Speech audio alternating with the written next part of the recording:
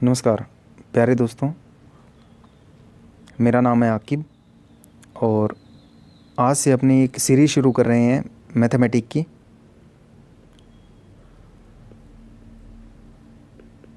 जो जो बच्चे गवर्नमेंट जॉब की तैयारी करते हैं या तैयारी शुरू करना चाहते हैं और जिन एग्ज़ाम्स के अंदर मैथमेटिक आती है, उन सभी बच्चों का इस सीरीज़ से फ़ायदा होगा। जो बच्चे एसएससी की तैयारी करते हैं, रेलवे की तैयारी करते हैं, एलडीसी की तैयारी करते हैं, दिल्ली पुलिस की तैयारी करते हैं, एक्सेट्रा, जो भी इंडिया के अंदर एग्ज़ाम होते हैं, उन सभी एग्ज़ाम के लिए फ़ायदेमंद होगी ये मैथमेटिक की अपनी क्लासें। तो उम्मीद करता हूँ कि मेरे द्वारा जितना बताया गया, जितना आपको बताया जाएगा, वो आपके एग्ज़ाम के लिए सफिशिएंट होगा। और इन वीडियोस के द्वारा आपको बहुत फ़ायदा होगा। अगर मेरे द्वारा बताई गई कंसेप्ट से आप मैथमेटिक पढ़ते हैं, पढ़ने के बाद में उसकी प्रैक्टिस करते हैं, प्रैक्टिस करोगे तो उम्मीद करता हूँ कि आपके मैथमेटिक के अंदर अच्छे नंबर आएंगे। तो ज़्यादा बात ना करते हुए आज का अपना वीडियो शुरू करेंगे और इस वीडियो के अंदर मैं आपका क्लियर करूँगा बेसिक इंट्रोडक्शन।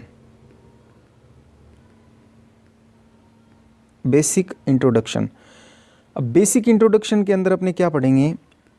सबसे पहले अपने ये देखेंगे कि मैथ में कंपटीशन एग्ज़ाम में पूछा क्या क्या जाता है, कितने टाइप की मैथ होती है और कौन कौन से टॉपिक होते हैं जिनसे क्वेश्चन पूछा जाता है और किस तरीके की मैथ होती है। तो ज़्यादा बात ना करते हुए अपने इसका बेसिक इंट्रोडक्शन शुरू करते हैं। तो बात करते हैं बच्चों मैथ की। मैथ कंपटीशन एग्ज़ाम के अंदर दो तरीके की पूछी जाती है। एक तो होती है अर्थमेटिक मैथ, दूसरी होती है एडवांस मैथ। अर्थमेटिक मैथ कौन सी होती है, एडवांस मैथ कौन सी होती है, इन पे अपने बात करेंगे। उससे पहले मैं आपको ये बता दूं, साथ में मैं ये आपको ये बताता चलूँगा कि मेरा मैथ करवाने का तरीका किस तरीके का होगा और किस तरीके से मैं आपको मैथ कराऊँ।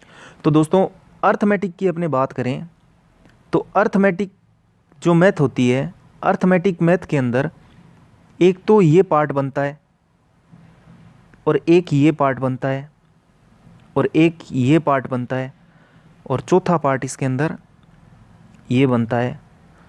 ये अर्थमेटिक मैथ होती है और इसको करने का तरीका अपना ये रहेगा। सबसे पहले अपने शुरू करेंगे परसेंटेज से, प्रतिशत से, फिर उसके बाद में शुरू करेंगे लाभ हानि से। परसेंटेज से शुरू करेंगे, फिर लाभ हानि, प्रॉफिट एंड लॉस पढ़ेंगे। जैसे ही अपना लाभ हानि कंप्लीट होगा उसके बाद में अपने पढ़ेंगे डिस्काउंट।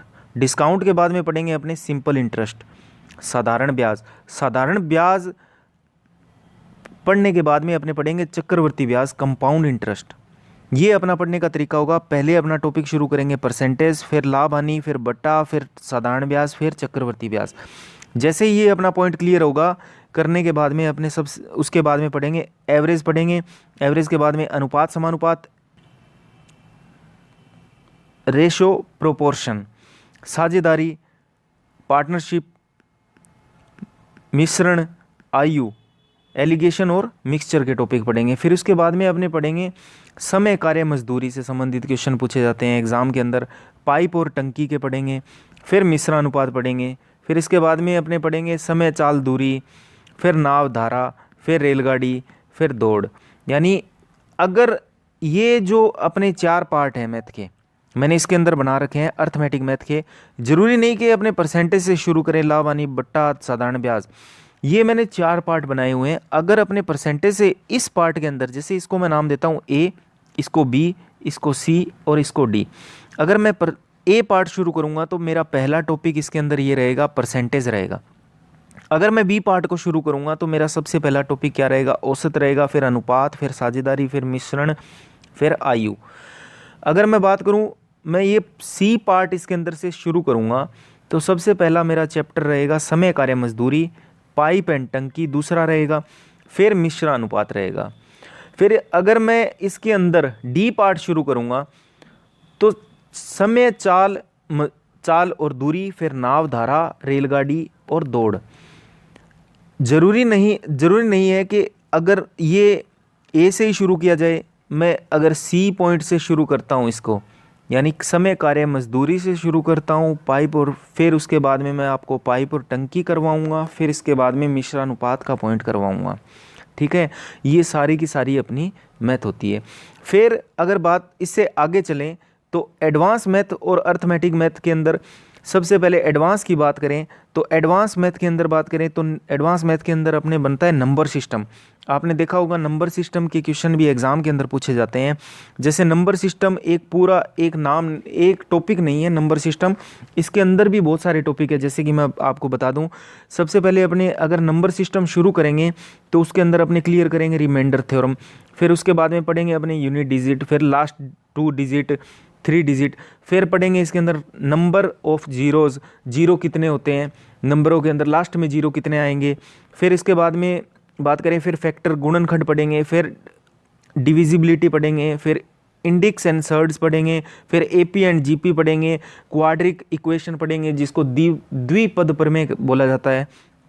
फिर उसके बाद में पढ़ेंगे अपने एलसीएम और एचसीएफ।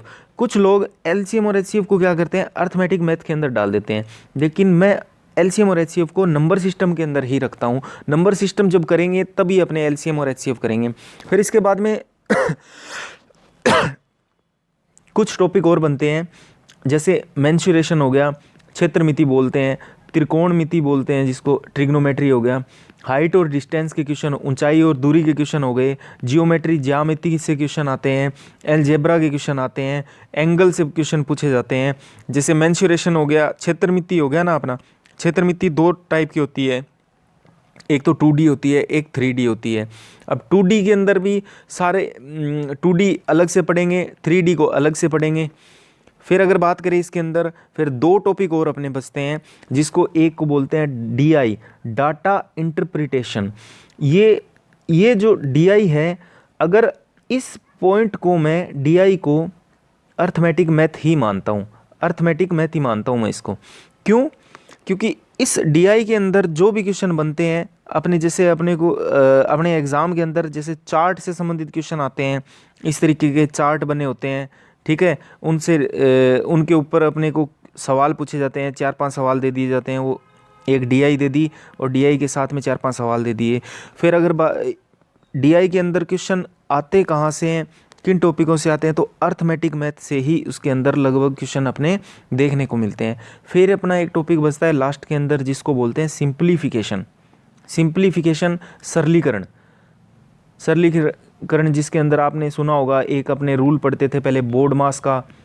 ठीक है, बोर्ड मास का रूल पढ़ते थे, वो बोर्ड मास का रूल सिंप्लीफिकेशन में अप्लाई करेंगे, इसके भी क्वेश्चन बनते हैं एग्ज़ाम के अंदर। ये अगर दोस्तों देखा जाए तो ओवरऑल जितनी भी अपनी ये मैथ है, ये कंपटीशन एग्ज़ाम के अंदर पूछी जाती है। जितने भी अपने एग्ज़ाम हैं उन एग्ज़ाम के अंदर इसी मैथ से क्वेश्चन आता है, इन्हीं टॉपिकों से क्वेश्चन आता है। अब अपने को सबसे पहले कोई भी कंपटीशन एग्ज़ाम की अगर अपने तैयारी कर रहे हैं तो उसके अंदर अपने को ये देखना है कि उसका सिलेबस क्या है, और उस सिलेबस के अकॉर्डिंग ही अपने तैयारी करना शुरू करेंगे। और सिलेबस को पढ़ना किस तरीके से है, जो जो टॉपिक उसके अंदर दिए गए हैं उन्हीं टॉपिकों के रिगार्डिंग ही अपने को तैयारी करनी है। ठीक है, अपने शुरू करेंगे ये अपनी सीरीज़ में पहला टॉपिक अपना ये रहेगा परसेंटेज का, और जैसे मैंने लिखा है वैसे का वैसे ही अपने शुरू करेंगे। सबसे पहले अपने इसके अंदर क्लियर करेंगे प्रतिशत, परसेंटेज से शुरू करेंगे, तो ये आपकी पूरी कंप्लीट मैथ है। नेक्स्ट वीडियो अपना परसेंटेज के ऊपर होगा और परसेंटेज की बेसिक बातें पढ़ेंगे, फिर इसके ऊपर क्वेश्चन करेंगे। ठीक है दोस्तों।